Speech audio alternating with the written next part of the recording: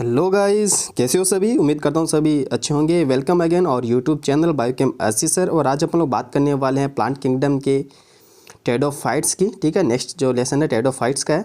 अपने bryophyta and algae वगैरह देख लिया था अच्छे से। आज बात करते हैं टेरिडोफाइटा के अंदर, जिसके अंदर अपन लोग पढ़ेंगे हॉस्टल एंड फंस को। अगर टेरिडोफाइट्स की बात करते हैं तो इसके अदर जो नेम होते हैं वो आपको याद रखने हैं। लाइक बॉटनिकल स्नेक अपन बोलते हैं। ठीक है, स्नेक क्या होते हैं? रेप्टाइल्स होते हैं, तो अपन इसको रेप्टाइल्स ऑफ प्लांट किंगडम भी बोलते हैं।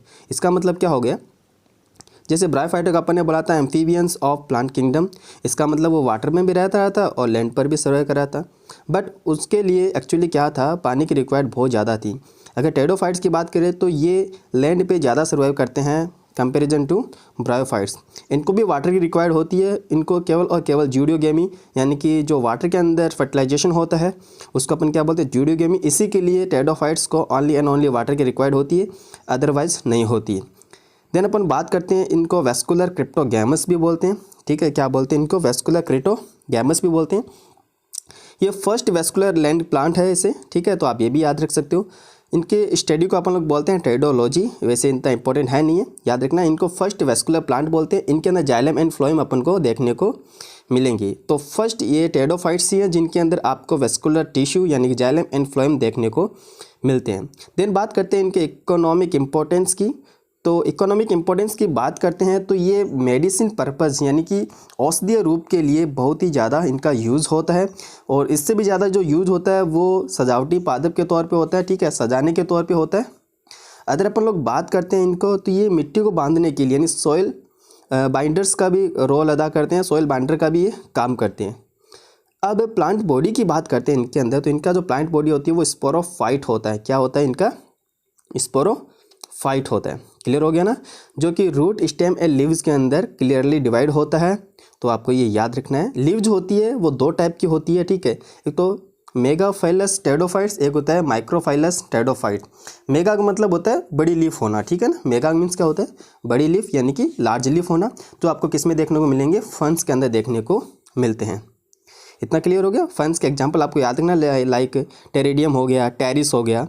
तो इनके अंदर बड़ी बड़ी लीफ अपन को देखने को मिलती है। अदर बात करते हैं अपन लोग माइक्रोफिलस टेरिडोफाइट्स की।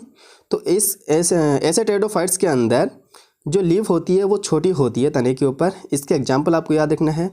ये हॉस्टल एंड क्लब मोसेस के अंदर देखने को मिलते हैं, लाइक इक्विसिटम, लाइकोपोडियम, स्लेजिनेला एक्सेट्रा। इनके अंदर ये देखने को मिलती है।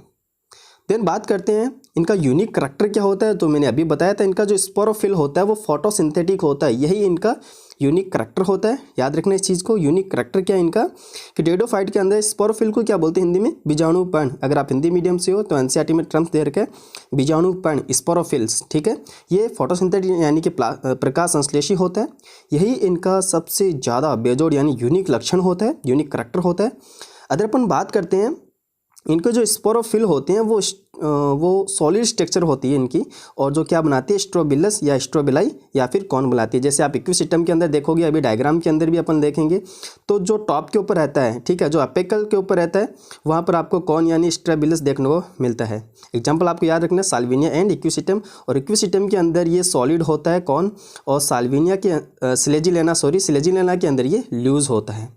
तो यहाँ से भी क्वेश्चन बन सकता है कि सॉलिड किस में होता है और लूज किस में होता है। तो सॉलिड तो इक्विसिटम में होता है और लूज स्लेजिनेला में होता है। इक्विसिटम का डायग्राम आपकी एनसीईआरटी में मेंशन है, तो ये वैसे भी इंपॉर्टेंट हो जाता है क्योंकि डायग्राम का लेबलिंग भी दे सकते हैं। तो आपको ये भी याद रखना है, उसके अंदर स्ट्रोबिलस दे रखा है। देन अपन लोग बात करते हैं इनके लाइफ साइकिल की। तो लाइफ साइकिल की बात करें तो आप ध्यान से देखना इस डायग्राम को। स्पोरोफाइट आपको पता है ये 2-1 होता है। ठीक है ना, एंड स्पोरोफाइट के अंदर क्या बनता है? स्पोरोफिलस बनता है, जो अभी अपन ने बताया था। इसको क्या बोलते हैं? बीजाणु पैन हिंदी में बोलते हैं। इतना क्लियर हो गया ना। और इसके अंदर बनते हैं स्पोरेंजिया, ये भी डिप्लॉइड होता है। स्पोरेंजिया से क्या बनता है? स्पोरेंजिया के अंदर माइटोटिक डिवीजन यानी कि समसूत्री विभाजन होता है, उससे स्पोर मदर सेल बनती है। ये स्पोर मदर सेल क्या होती है? म्योसिस करता है। म्योसिस मतलब कि आपको पता है अर्धसूत्री विभाजन जिसको हिंदी में बोलते हैं, क्या बनाता है? स्पोर। अब जैसे ही म्योसिस होगा तो ये क्या हो जाएंगे? हैप्लोइड हो गई। स्पोर से क्या बनता है? प्रोथेलस। और भैया प्रोथेलस से भैया क्वेश्चन आया हुआ है। प्रोथेलस की जो शेप होती है वो हार्ट शेप होती है। ये आपको याद रखना, कैसी शेप होती है इसकी? हार्ट शेप होती है। और इसके क्या क्या यूनिक फीचर है प्रोथैलेस के, तो ये आपको याद रखना, लाइक ये ग्रीन होता है, मल्टी सेलुलर होता है, फोटोसिंथेटिक होता है, वेरी वेरी इंपॉर्टेंट, और ये शॉर्ट होता है, फोटोसिंथेटिक होता है, ये आपको याद रखना है, ठीक है ना। ओके, देन प्रोथैलेस से आपको दो गैमेट देखने को मिलेंगे, like antheridia and archegonia. Antheridia से क्या बनता है, मेल गैमिट, और आर्किगोनिया से क्या बनता है, फीमेल गैमिट बनता है, ठीक है। इन गैमेटोफाइट से क्या बनते हैं, गैमिट बनते हैं। तो एंथ्रीडिया से एंथ्रोजॉइड्स बनता है, एंड आर्किगोनिया से क्या बनता है, एग बनता है, जिसको अपन फीमेल गैमिट बोलते हैं। इनके अंदर जूडोगेमी होता है, जैसे मैंने पहले बताया था। इसी रीजन के कारण ये एक फिक्स ग्लोबल एरियाज़ के अंदर ही रह पाते हैं, ऐसा नहीं कि ये फैले हुए हैं, यानी कि जहाँ पानी होगा उसी के सराउंडिंग ये आपको देखने को मिलते हैं, क्योंकि इनके अंदर जूडियोगेमी टाइप का फर्टिलाइजेशन होता है। जूडियोगेमी का मतलब क्या होता है, जिसके अंदर मेल एंड फीमेल गैमीट को फर्टिलाइज करने के लिए वाटर की रिक्वायर्ड होती है। और जूडियोगेमी के रीजन से क्या बनता है, जाइगोट का फॉर्मेशन होता है, और ये जाइगोट कैसा होता है, डिप्लॉइड होता है, देन एम्ब्रियो, देन वापस से क्या बन जाएगा, इससे प्लांट बनता है, जिसको अपन क्या बोलते हैं, स्पोरोफाइट बोलते हैं। बोले क्लियर हो गया लाइफ साइकिल ये, वेरी वेरी इंपॉर्टेंट है दोस्त, ठीक है ना, तो अपन को याद रखना है। क्लियर हो गया इतना, ओके। और इसके जो एम्ब्रियो होता है उससे क्या बनता है, स्पोरोफाइट बनता है, जिसके अंदर आपको पता है रूट, स्टेम एंड लीव्स देखने को मिलती है, जो कि इसका भी करेक्टर है। ओके, देन आप लोग बात करते हैं इसके अंदर independent of alternation of generation, इसके अंदर क्लियरली देखा गया है, ठीक है। तो क्वेश्चन आया कि अगर मोस्ट क्लियर अल्टरनेशन और जनरेशन किस में होता है, तो टेरिडोफाइट्स के अंदर ही देखा गया है।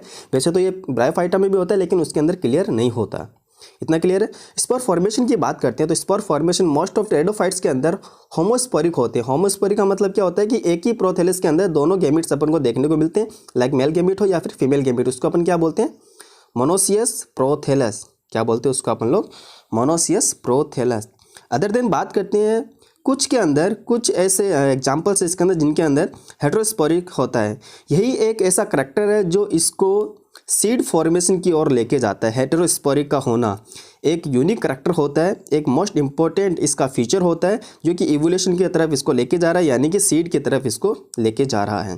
तो हेटेरोस्पोरिक होने का मतलब इसमें क्या होता है, इसमें अलग अलग स्पोर मिलेंगे अपन को, like microspore and megaspore. Microspore किसका फॉर्मेशन करेगा, मेल प्रोथैलेस का, एंड मेगास्पोर किसका, फीमेल प्रोथैलेस का फॉर्मेशन करते हैं।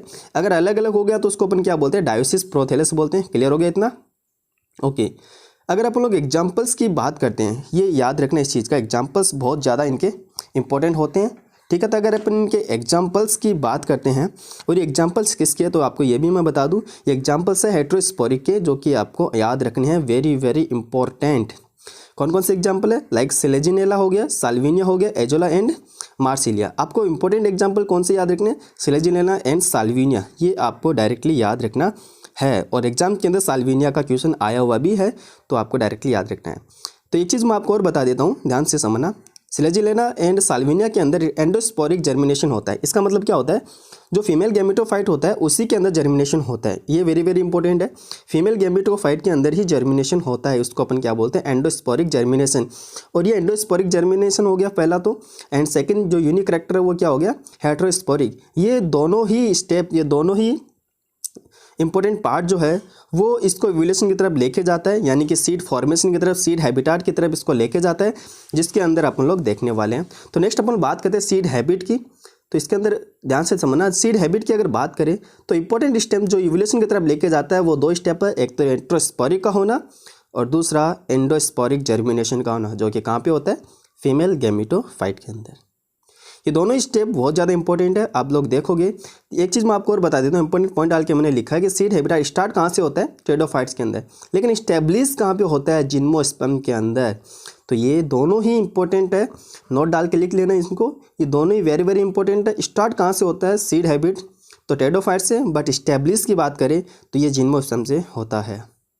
इतना क्लियर हुआ, ओके। देन आप लोग बात करते हैं टेरिडोफाइट की क्लासेस के बारे में। तो क्लास, एक चीज़ मैं आपको और बता देता हूँ याद रखने का तरीका।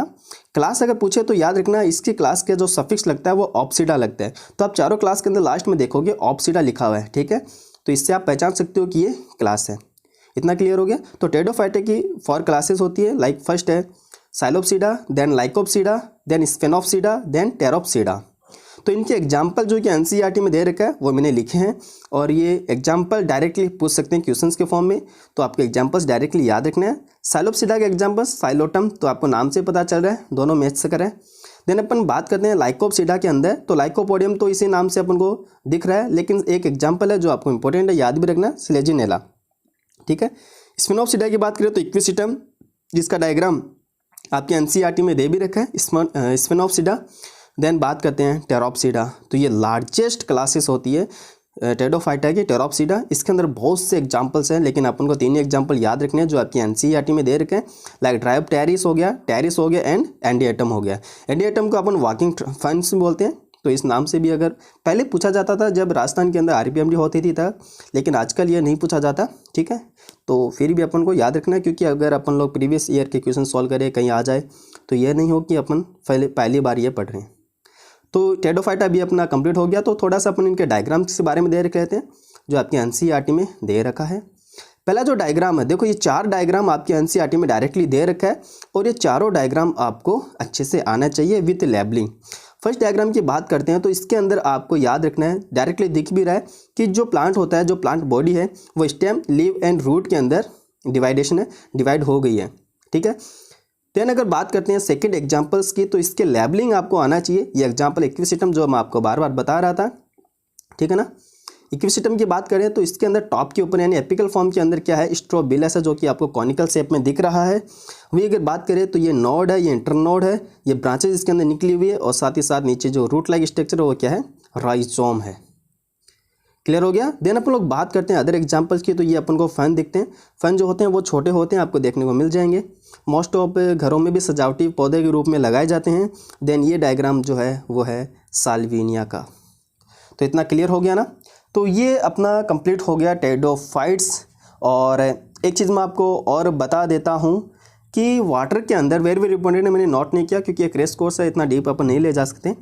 पानी के अंदर जो एंथ्रोजोइड होते हैं वो एग की तरफ किस कारण जाते हैं, ठीक है, किस कारण वो अट्रैक्ट होते हैं, तो याद रखना एक केमिकल रिलीज होता है जो मैलिक एसिड्स से बनता है, तो वो एग से रिलीज होता है, उसी के थ्रू वो स्टिमुलाई उसको मिल जाती है जो उसको फर्टिलाइज करने का अंदर हेल्प करती है।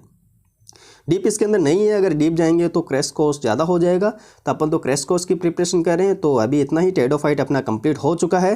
तो नोट्स आपको पीडीएफ की फॉर्म के अंदर टेलीग्राम के अंदर मिल जाएंगे। तो अगर आपने ज्वाइन नहीं किया तो टेलीग्राम चैनल भी ज्वाइन कर लो, वहाँ से आपको हर वीडियो के बाद नोट्स की पीडीएफ फाइल आपको प्रोवाइड हो जाएगी। तो तब तक के लिए thank you so much. Next अपन बात करेंगे जिम्नोस्पर्म की, ठीक है। तो have a good day, bye bye.